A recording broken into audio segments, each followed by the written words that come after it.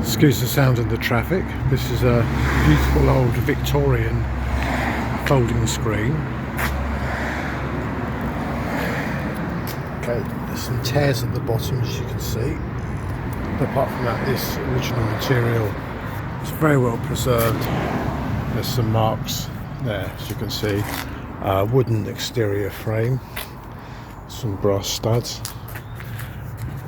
What's happened is somebody has put some new hinges on and they put them round the wrong way, obviously because they wanted this better side showing.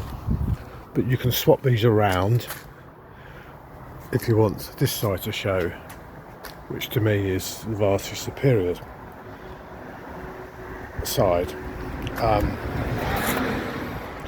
Beautiful detailed embroidery on what appears to be silk. It's got this sort of embossed styled sort of paper. Okay, you can see the wood of the frame there, quite badly torn there, and this is generally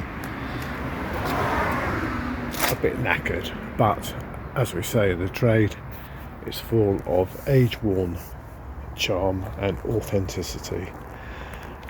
If you like your things perfect, this isn't for you. If you like shabby chic bohemian, this is.